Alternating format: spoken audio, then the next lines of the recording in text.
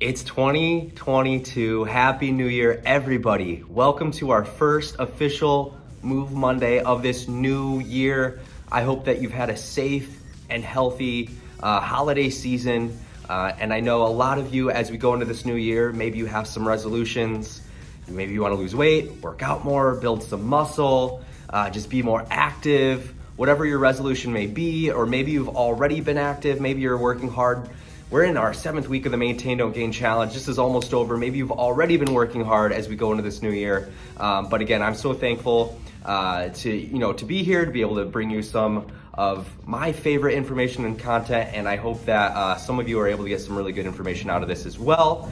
Today, we're gonna be going through some movements. Now, I did wanna start off this year by going through different movements that are important for reducing or even eliminating lower back pain especially. And that's one of the biggest issues that we have back pain, throughout the country in general, but the biggest issues with leading up to getting back pain, just a lot of sitting or maybe different movements that we're doing that aren't the most efficient way that we could be moving our body. I'm gonna be taking us through a few movements today that's gonna help reduce back pain or even prevent back pain from happening in the future. So thank you so much for joining me. A few announcements before we get into those movements. So our first announcement, this is January. We're in Preventive Health Month.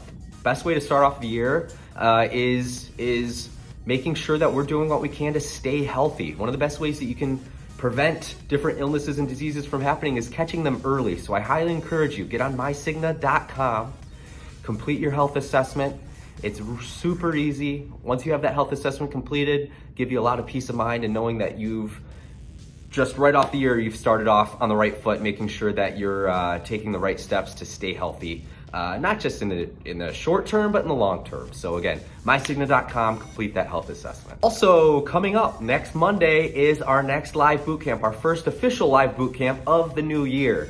So I highly encourage you to tune in for that. You can see the link in the Wellness Wednesday email.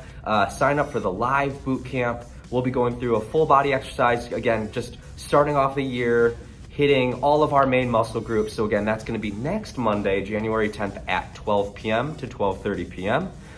So hopefully you're able to join in your lunch break. And again, you don't need any equipment, just yourself, some comfortable clothes, maybe some water. Again, so next Monday, January 10th at 12 o'clock. Hopefully we'll see you then. Okay, so for our first movement, now I'm calling these movements because they're not necessarily all exercises in the sense that there is some strength building maybe a little bit, but these are more so movements that are helping to somewhat strengthen, but also move the muscles and tendons around our core. All of our muscles that connect to our rib cage and our spine, those are all our core muscles.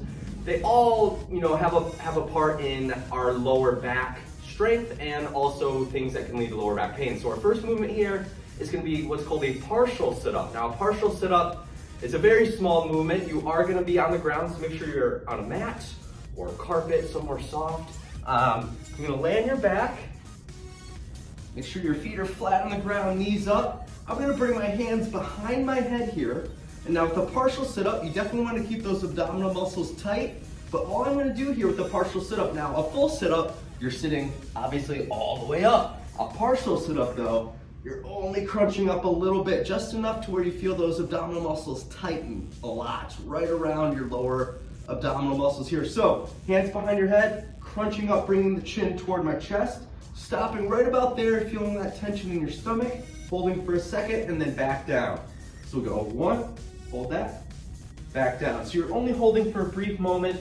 You'll definitely feel that, the tightness around your stomach muscles, but also those muscles, you may not feel it as much, but there is a lot of work happening to help connect those muscles that are strengthening and protecting our back and our lower spine area. So again, the partial sit-up, really, really good movement, part of these movements as far as helping to prevent lower back pain. All right, so for our next exercise or movement here that we're doing to help relieve or even prevent lower back pain is a hamstring stretch. Now I know that sounds funny. It's like, why would we be stretching out a leg muscle if we're helping to try to stop lower back pain? Well, our hamstring muscles help to relieve leg pain or tightness for sure, but a lot of those muscles that connect through our hips into our hamstrings also help with preventing or straightening out our muscles that do help prevent lower back pain. So what we're gonna do for this is a neutral hamstring stretch. What you're gonna do from a standing position here, I'm gonna have one leg extended straight out, keeping that leg straight, other knee slightly bent. I'm gonna hinge forward at my hips. As I hinge forward, you'll start to naturally stretch out the back of that leg. I'll show you from this side here. So I'm hinging forward. As that happens, you'll start to feel that naturally stretch out through here, to your glutes, into your lower back. You're gonna hinge forward until you feel a really good stretch. Once you feel that good stretch, hold that position. If you wanna rest on your other knee, that's fine. I would recommend holding this position at least 20 to 30 seconds on each side. Do it at least 2 to 3 rounds throughout the day. Again, a really good one again for stretching out that leg muscle, but also a really, really good one and effective for the lower back area as well. So again, 20 to 30 seconds on each side. You'll definitely notice a lot more movement in there, a lot more range of motion, but also hopefully you feel a little bit less back pain if you are dealing with back pain, or helping to prevent it down the road. Okay, so for our third movement here, we're actually gonna be on our stomachs this time, so definitely make sure you're on a soft surface. We're gonna be doing what's called a press up back extension. So we're gonna be pushing our upper body off the ground slightly. That'll stretch out some of those lower back muscles and spine. So make sure you're laying on your stomach here. Hands are gonna be on the ground right at about shoulder height. Nice straight body. I'm gonna slightly elevate my chest off the ground just a little bit. Or if you want to keep your forearms on the ground, push the chest up off the ground slightly. You'll start to feel a really good stretch in that lower back area. Once you feel a good stretch, hold that position again. You'll also feel a good stretch in your abdominal muscles, but this is really good for relieving some lower back pain. Hold that stretch position here, about 20 to 30 seconds. Pause for a few moments if you want to go through that 2 or 3 more rounds. Kind of lower yourself back down in between, and then elevate yourself back up again to where you feel comfortable, but also a good stretch without there being any pain. If you do end up feeling any pain, definitely reduce the range of motion a little bit. I don't want you getting to a point where you're feeling a lot of pain. Just hold that position.